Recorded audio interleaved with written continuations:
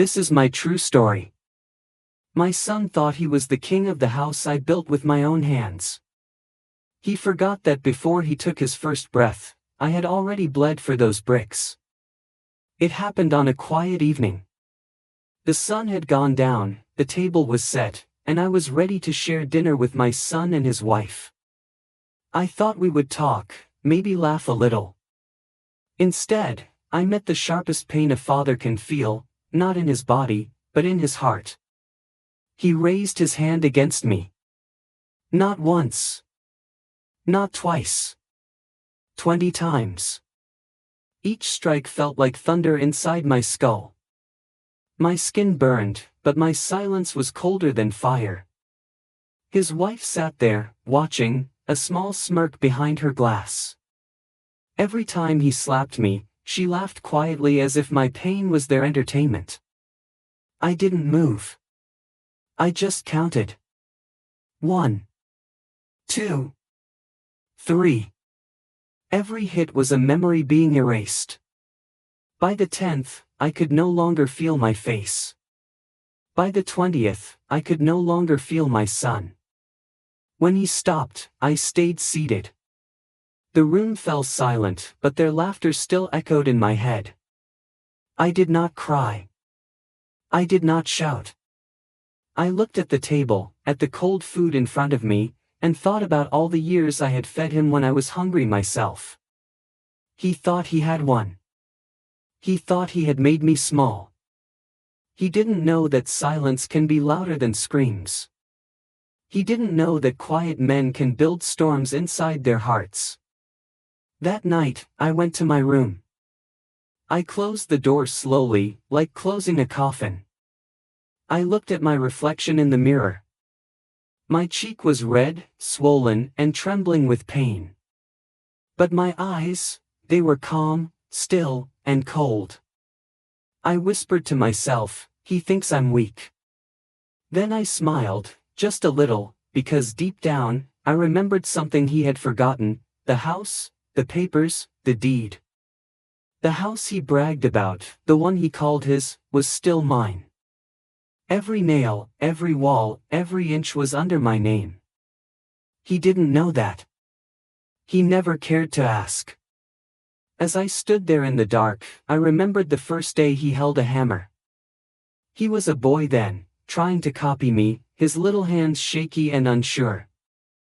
He looked up at me and said, "Dad, when I grow up, I'll build houses just like you."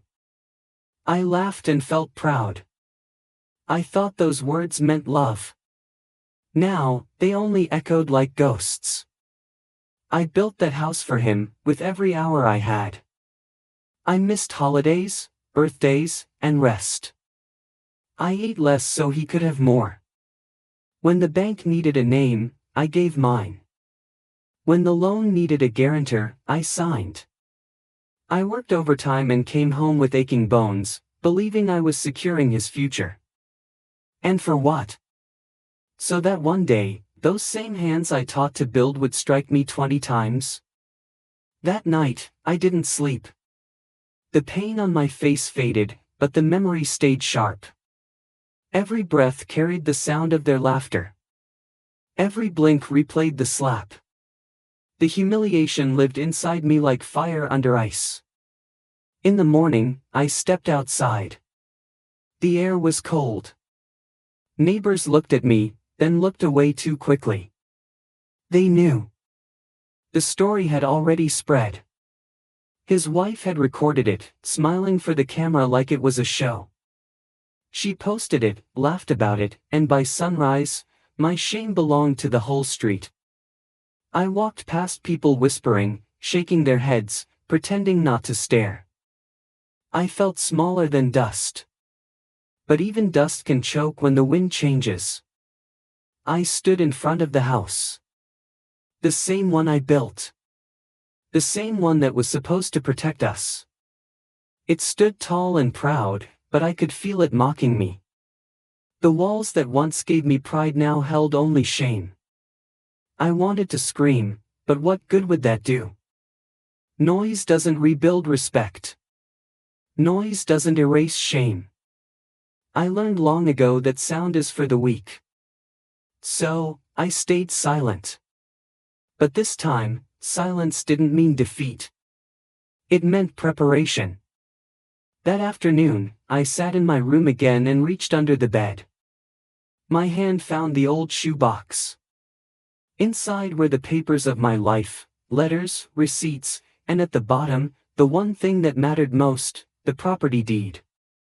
I lifted it slowly, like a weapon too heavy to hold. My name was written there, still clear, still strong. His wasn't. I ran my fingers over the ink. Every line reminded me of the hours I worked and the sacrifices I made. The house was mine. Legally. Completely. The paper didn't shout. It didn't strike. It just existed quietly, and quietly, it held all the power. I stared at it for a long time. My heart was calm, not angry. My humiliation had turned into something cold and pure. I folded the paper neatly and placed it back in the box. But I knew that night that things had changed forever. My silence had become a blade. They thought my quiet meant surrender. They thought my stillness meant weakness. They didn't see that inside me, something stronger was forming. That night, I heard them laughing again, loud and careless, the same cruel sound. They believed they had won. I sat at my old wooden table, hands steady, heart heavy but controlled. I poured myself a cup of tea, the same way I used to after long work shifts. Each sip reminded me that builders understand patience. I built my life one brick at a time. I could take it apart the same way. When you build, you learn where every nail goes. You also learn how to pull it out without breaking the wood. I knew every nail in that house. And I knew exactly where to start. I checked the mortgage papers. Everything was still under my name. He never cared to change it. He assumed it was his. Arrogance blinds. And now, that blindness would cost him everything. I smiled softly to myself. For the first time in years, my hands didn't tremble. They were steady, ready to build justice. I didn't sleep much that night, but not because of pain. Because of peace. Cold, sharp peace. The kind that comes when a man finally stops begging for respect and starts taking it back. Outside, the wind howled gently against the window. It sounded like the world whispering, "It's time." I thought about tomorrow. Tomorrow, I would act. Tomorrow, I would show him what silence can do. He thought the slaps ended tonight. He didn't know the first strike was yet to come. The next morning, I woke up before the sun. My face still hurt, but my heart felt colder, steadier. I sat up slowly, the room quiet, and looked at the shoe box under my bed. That little box held the weight of everything he had forgotten. My power. My proof. My last piece of dignity. I placed my hand on it and whispered, "You took everything, but not this." I heard their voices down the hallway. My son was laughing, his wife laughing with him. It was as if nothing had happened. I could hear her say, "He won't do anything. He's too scared. Too old." And then, that same laugh that haunted me filled the air again. They thought I was finished. They thought I was weak. But weakness is only seen by those who've never watched an old man rebuild his life from nothing. I put on my coat, brushed my hair, and looked in the mirror. My reflection looked back at me, quiet but alive. The bruises on my cheek had turned dark purple, but my eyes were clear. They no longer looked tired. They looked focused. I tucked the shoe box under my arm and stepped outside. The air was cold, sharp against my skin. The world was quiet, like it was waiting for me to move. I walked slowly toward the lawyer's office, every step heavier than the last. That house, the one I had built for him, was about to return to my control. I didn't need to raise my hand. I didn't need to yell. I just needed to sign. The lawyer's office was a small brick building at the end of the street. The man who worked there had known me for years. He had seen me buy land, build homes, and now he would see me take one back. When I entered, he looked up and smiled. "Morning, Mr. Harris," he said. "You look like a man with something on his mind." I nodded. "I want to sell a house." He frowned slightly. "Your own?" "Yes," I said. "But it doesn't feel like mine anymore." He didn't ask why. He didn't need to. He had seen the bruises. He had heard the whispers. In a small town, no story stays hidden for long. I opened the shoebox and pulled out the deed. My name was there, written in ink older than his marriage, older than his pride. The lawyer read it, then looked up. "This is yours?" "Every inch," I said. "I want it gone." He nodded slowly. "I can start the process right away." The sound of his pen scratching across the paper felt like music to my ears. That sound, soft, steady, precise, was louder to me than my son's shouts. It was the sound of quiet justice. He asked who would receive the money. I told him, not family. Family already took too much. Give it to the people who treated me with respect. The ones who still say hello on the street. The workers, the caretakers, the ones who smiled when I walked by. He looked at me for a long time and nodded. "You're a good man," he said. I smiled faintly. "No. Just a man learning too late what kindness deserves." For the next hour, we filled out papers. My hand didn't shake once. Each signature felt heavy, like a nail sealing a coffin, not mine, but his arrogance's. When it was done, the lawyer said softly, "It's final. The sale begins today." I took a deep breath and stood. The air in the room felt warm, but my heart was cool, quiet, steady. He asked, "Will you tell your son?" I shook my head. "No. He'll learn the way I did, without warning." I thanked him, shook his hand, and stepped back into the cold. The wind hit my face again, but it didn't bite this time. It felt clean, new, like I had washed away something rotten. As I walked home, I looked at the house from a distance. It stood tall, proud, like it always had. But I saw it differently now. It was no longer my shame. It was my justice. Inside, he and his wife were still laughing, still pretending to be strong. They had no idea the ground under them was already slipping away. That night, I didn't hear their voices anymore. Maybe they went out. Maybe they slept. It didn't matter. I sat alone in my small room, sipping tea, thinking of the morning to come. I would sleep well tonight, I thought. But sleep never came. My mind was too alive. Every thought was a picture of his face when he would return home and find his life gone. That image warmed me more than any fire could. When morning arrived, I woke before dawn again. I brewed a cup of coffee and sat near the window.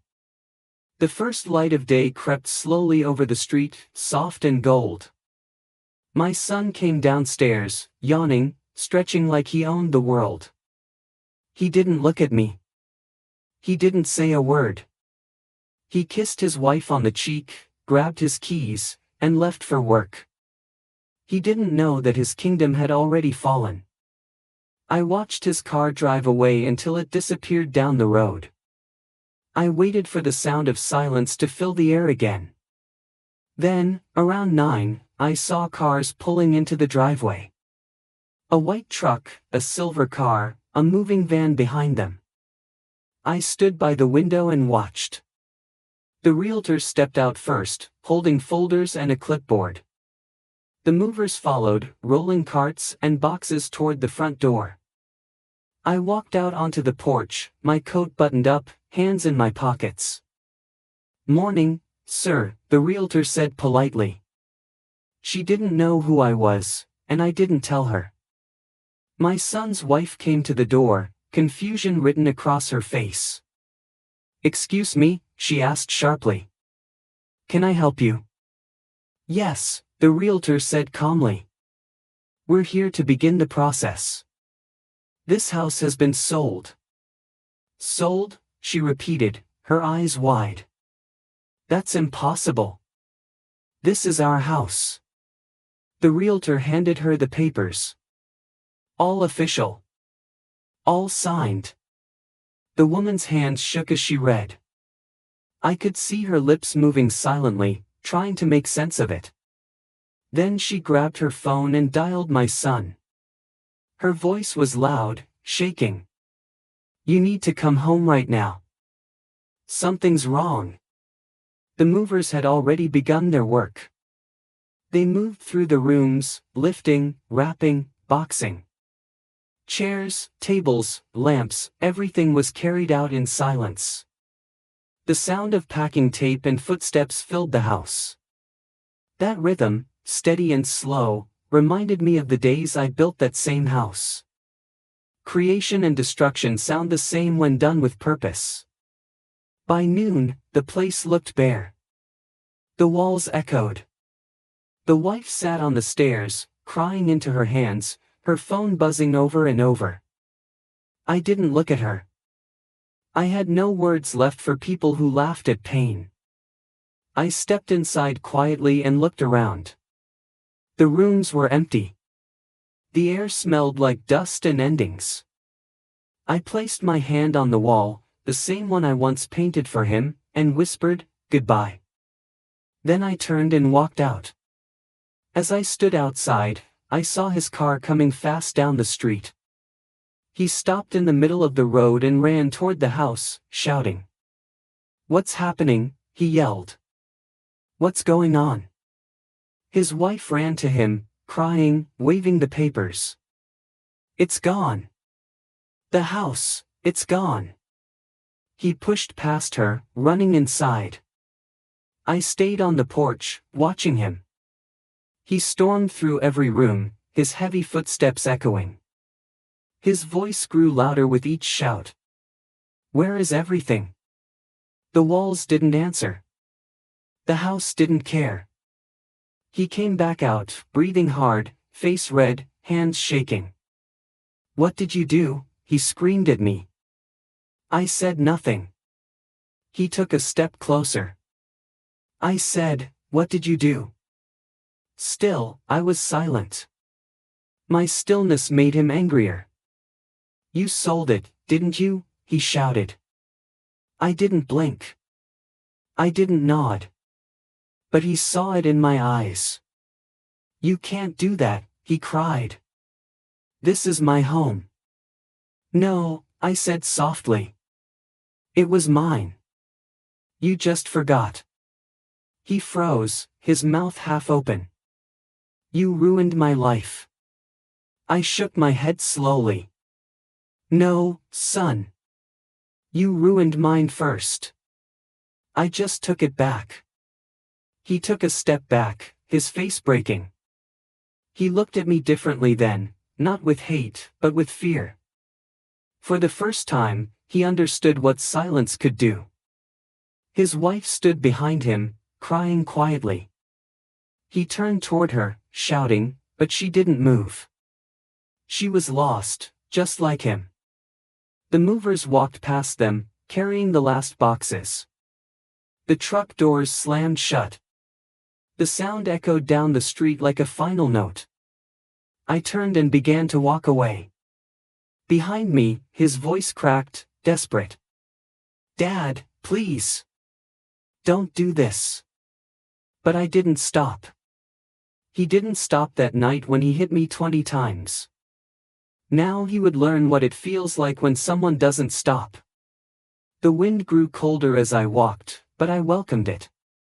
The sky turned gray, heavy with rain. It was fitting. The world was washing itself clean. At the end of the street, I turned back one last time. The house stood empty, silent, stripped of everything. It looked smaller now, weaker, hollow. It finally matched what lived inside of him. I whispered softly, "You took my respect inside those walls.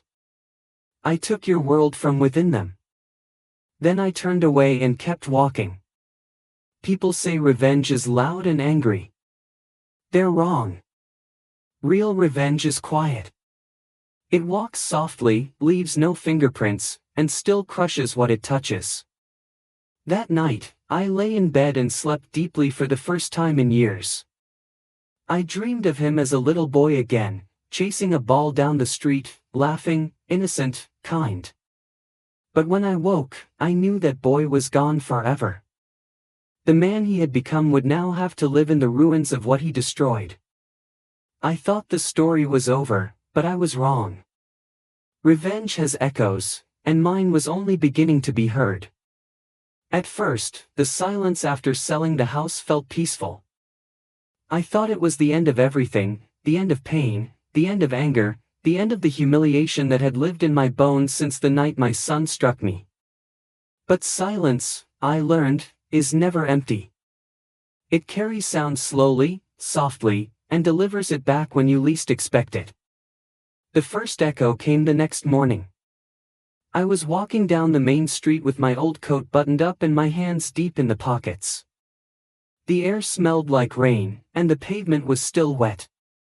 A few people nodded to me, the same neighbors who had once avoided my eyes after the video of my shame spread through the town. This time, their eyes didn't carry pity.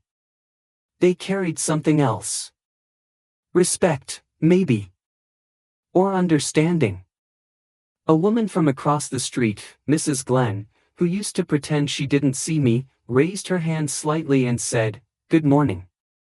I nodded back. It was the first real greeting I had received in months. As I passed the grocery store, two men I had worked with years ago were standing near the entrance. They stopped talking when they saw me, and one of them said, "We heard about what happened. You did what any man should have done." I didn't answer. I just nodded again and kept walking. But inside, I felt something strange, a warmth I hadn't felt in a long time. Not pride, not joy, but balance. The world, in its own quiet way, had started to even the scales. When I returned home, the street was still. His car was gone, the house empty, the windows covered in dust. A for sale sign leaned against the yard, tilted by the wind. I sat on the porch of my small rented room across the street and watched as the day unfolded. Around noon, a moving truck arrived, this time filled with strangers bringing new furniture. A young couple stepped out, smiling and laughing, their voices soft, kind, full of hope. They reminded me of how my son and his wife used to look when life was still new and clean. They greeted the realtor politely, shook hands, and stepped inside. It was strange watching someone else move into the place that had once been the center of my life, the place where I lost everything and regained myself. I thought it would hurt to see it, but it didn't. It was almost comforting. The house had been sick with arrogance and cruelty, now it was being healed by laughter that didn't sting. But the echoes of my revenge had only begun their journey. By evening, I started hearing whispers again, not about me this time, but about my son. People talk in small towns, and words travel faster than forgiveness. I heard that he had been fired from his job. The manager didn't like the attention the story had brought. A man who hits his father and loses his house doesn't make good company, someone said. It reached every corner of his life. Friends who once sat at his table stopped answering his calls. The same people who clapped when his wife mocked me now turned their backs on him. The man who had once walked through the streets with his head high now walked with his shoulders hunched, eyes to the ground. I didn't celebrate it, but I didn't pity him either. The world was simply returning what he had thrown into it. A few days later, I saw him for the first time since that morning. He was standing by the bus stop across from the small diner where I sometimes went for coffee. He looked thinner, his face pale, his beard untrimmed. He wore the same coat he once mocked me for wearing. He was on the phone, his voice low, desperate. I couldn't hear his words, but I didn't need to. The slump of his shoulders told the story. When he hung up, he looked around and caught sight of me sitting by the window. Our eyes met for just a second. There was no anger in his anymore. Just shame, quiet and heavy. He turned away and walked down the road. For the first time, I didn't feel hate. I just felt tired. Tired of everything. The next morning, I received a letter. It was from the lawyer. The sale had finalized completely, and the funds had been divided as I requested. There was a note at the bottom: "Mr. Harris, the new owners wanted to thank you. They said your home feels warm, like it was built with love."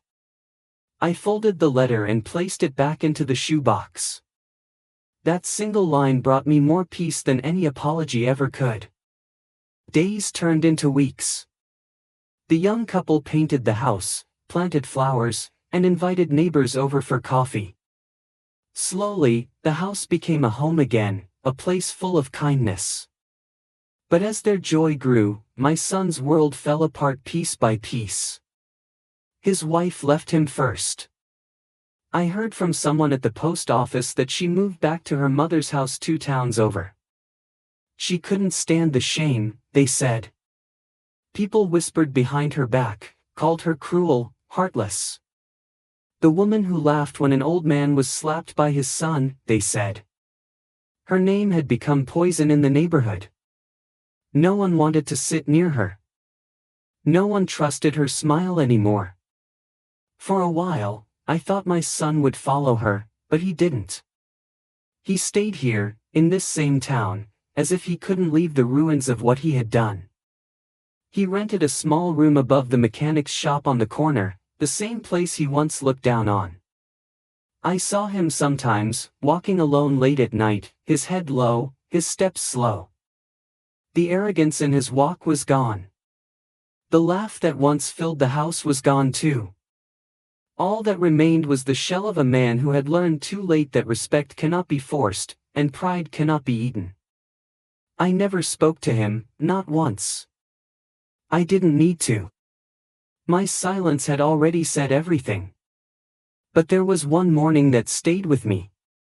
It was early, the sky still gray, and I was sitting on the bench near the park. He walked past me, not seeing me at first. When he did, he froze. For a long time, we just stared at each other. He looked tired, hollow. He opened his mouth like he wanted to speak, but no words came. Then, finally, he whispered, "Dad." I said nothing. He took a step closer. "I'm sorry," he said softly. His voice cracked like a boy's. I looked at him, at the bruises that weren't on his skin but in his soul, and said quietly, "I know." Then I stood up and walked away. I didn't forgive him, not yet. Forgiveness isn't a door you open once and walk through. It's a slow road you take one step at a time. But that moment was the first step.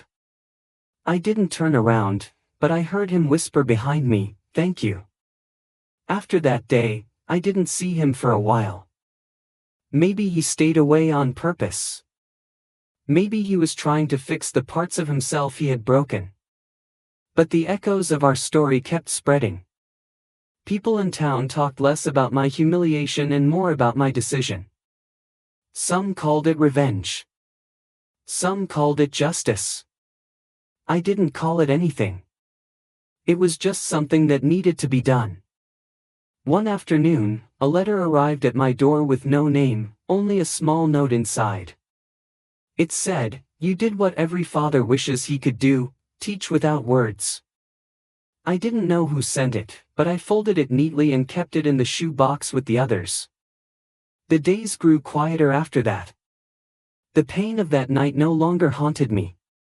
The bruises were long gone, and so was the weight of shame. Sometimes, though, I would dream of the house, the old walls, the smell of sawdust from when I first built it, the sound of my son's small hands hammering beside me. In those dreams, he was still the boy who looked up to me. The boy who said, "I want to build like you, Dad." And every time I woke from those dreams, I felt both pain and peace. Pain for what was lost. Peace for what was restored. The balance between the two is what kept me alive. But revenge, like all storms, leaves debris behind. One day, while walking home, I saw him again.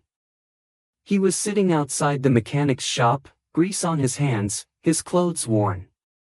He looked older than his age. Life had taken its toll.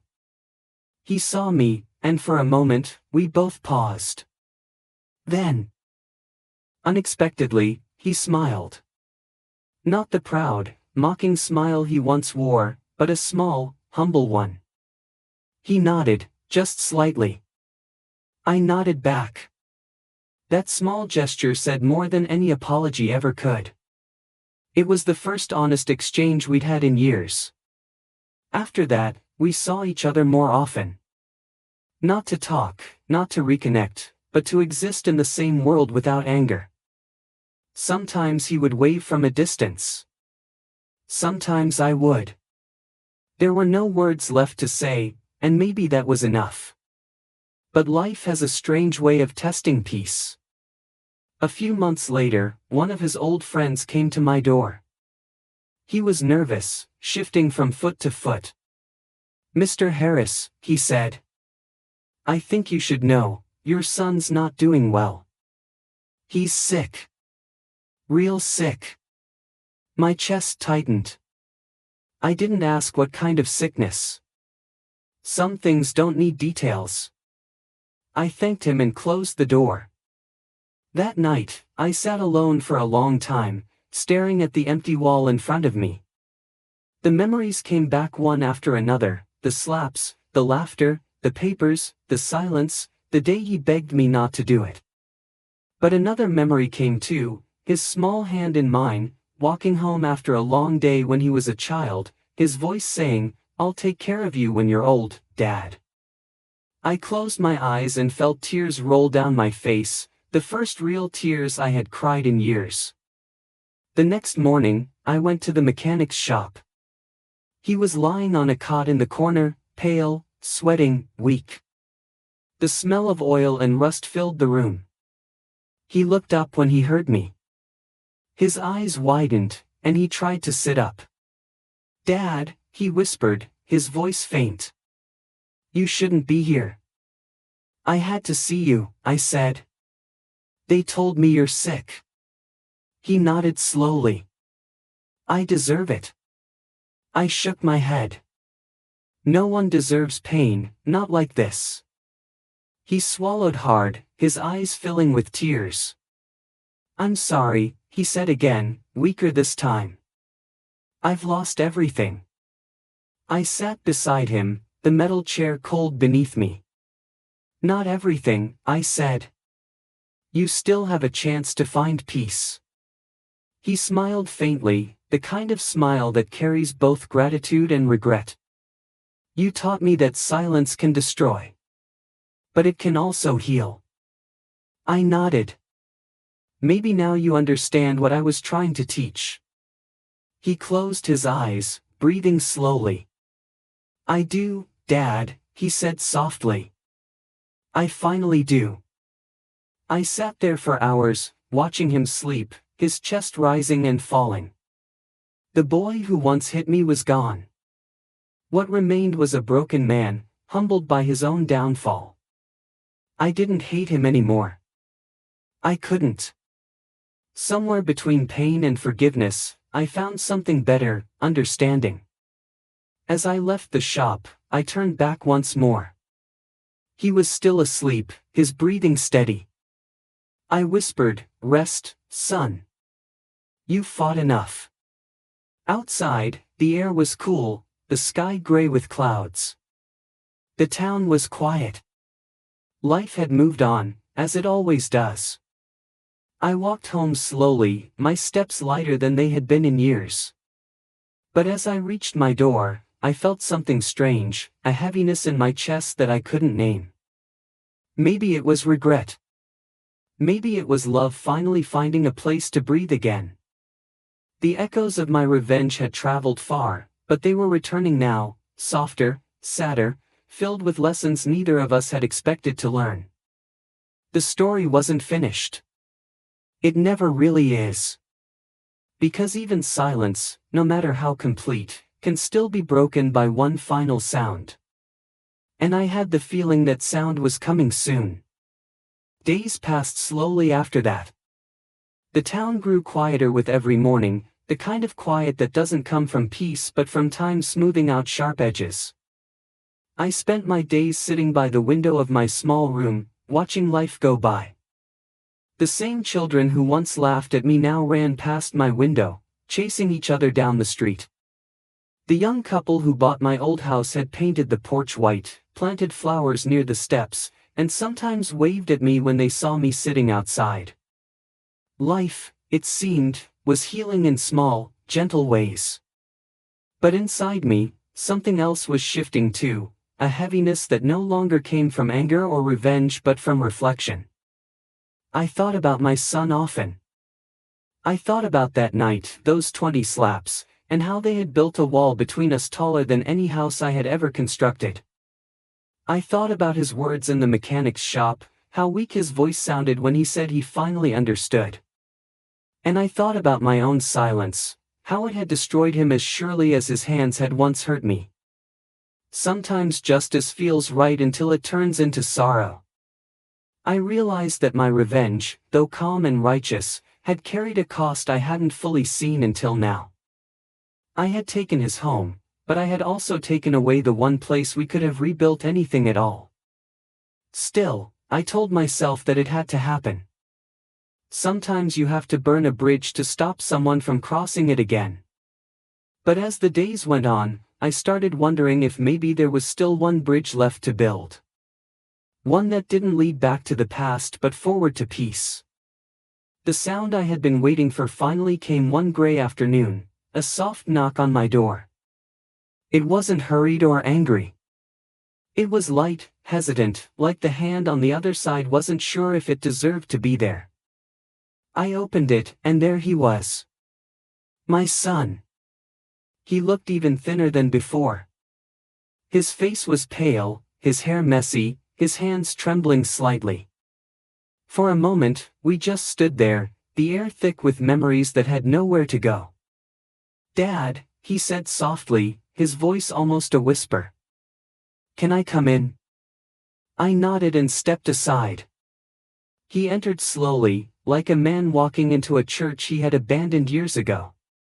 He sat down at the small table by the window, the same place where I had spent so many nights thinking of what I'd lost and what I'd done. For a while, neither of us spoke. The silence was no longer heavy, it was fragile, like glass. Finally, he said, "I wanted to see you again. I didn't know if you'd let me." I said, "You didn't have to ask. You're still my son." He looked down at his hands, which were shaking slightly. "I don't deserve that," he said. "Maybe not," I replied, "but deserving doesn't matter as much as needing." He took a deep breath, and for a moment, I could see the boy he used to be, the one who had followed me around the workshop, asking how to hold a hammer. His eyes filled with tears. "I hurt you," he said quietly. "I ruined everything." I looked out the window at the house across the street.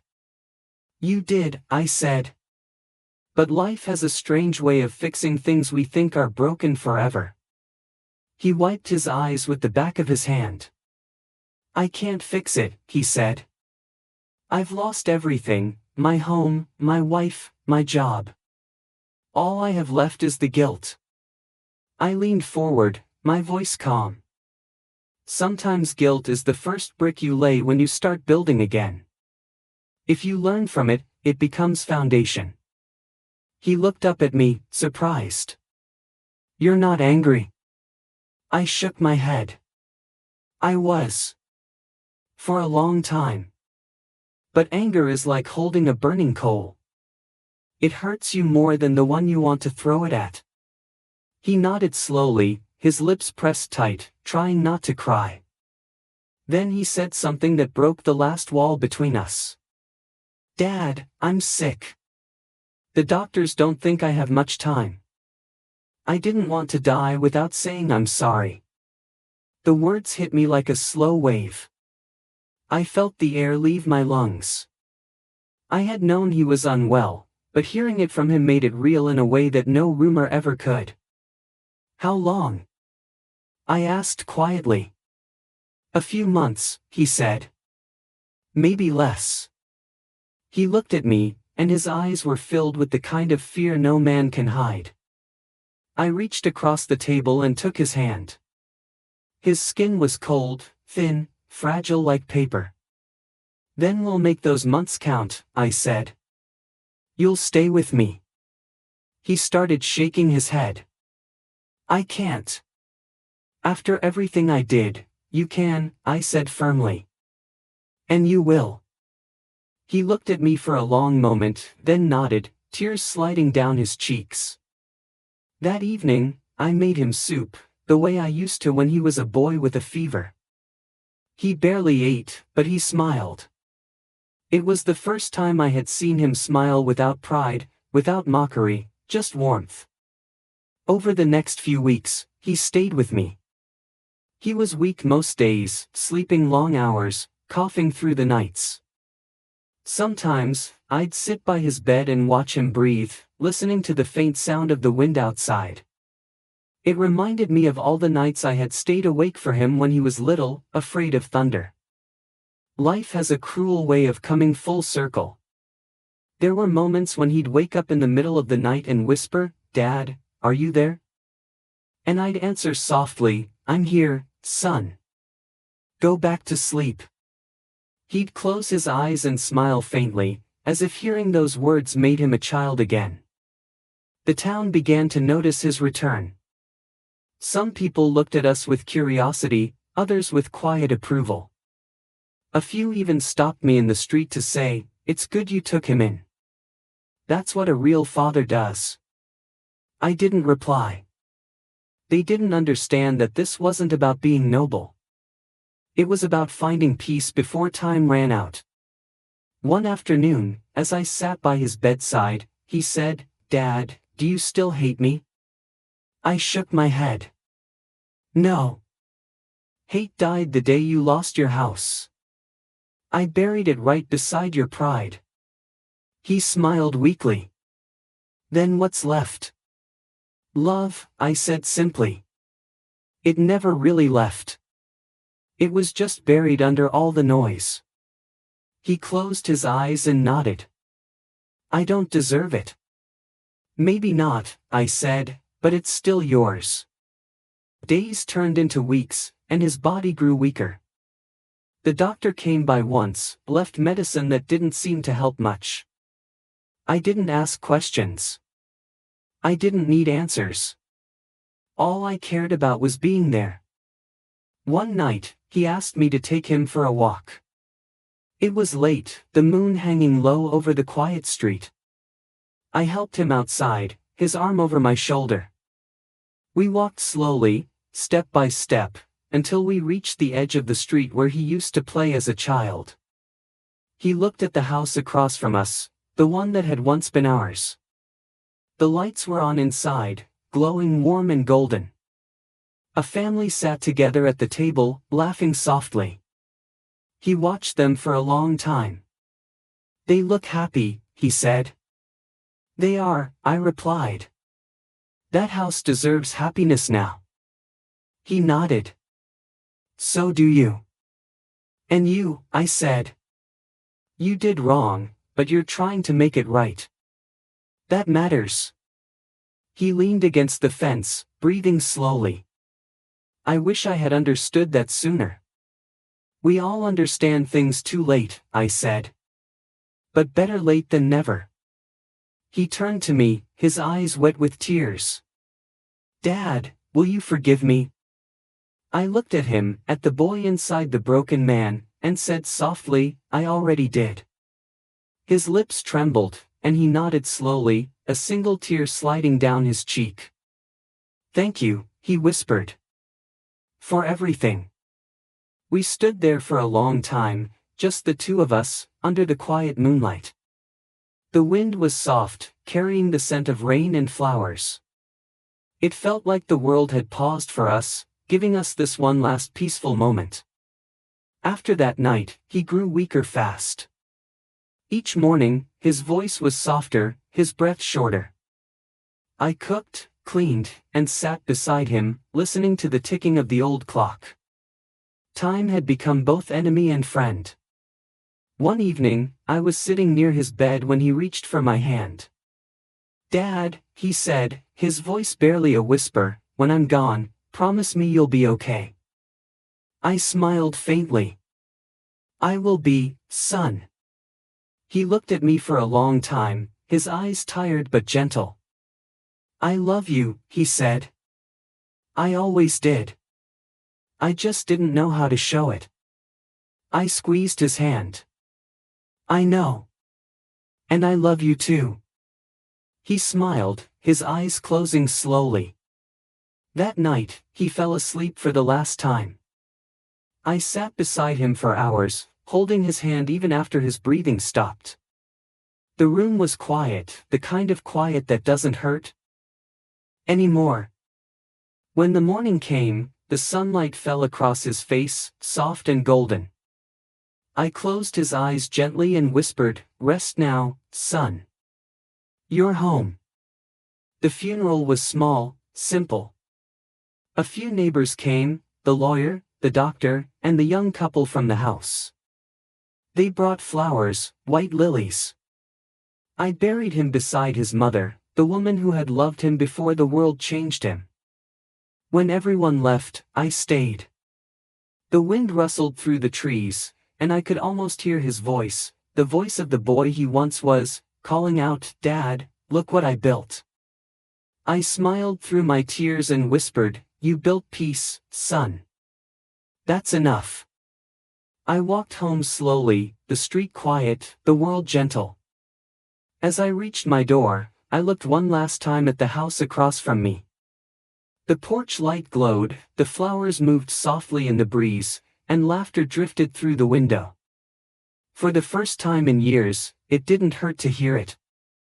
It sounded like closure. I went inside, sat at my table, and opened the shoebox.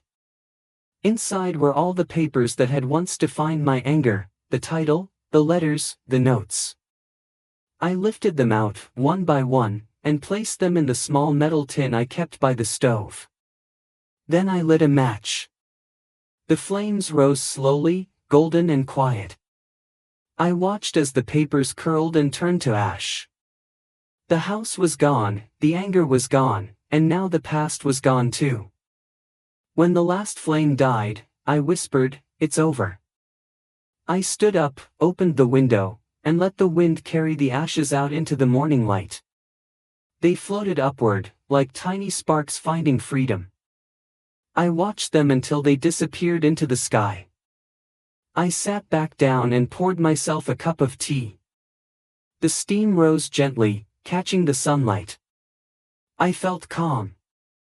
Not happy, not sad, just calm. Life, I realized, had finally come full circle. My revenge had become forgiveness. My silence had turned into peace. My son had found rest, and so had I.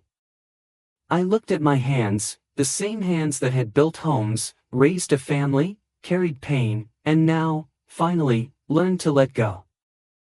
They trembled slightly, not from weakness but from release.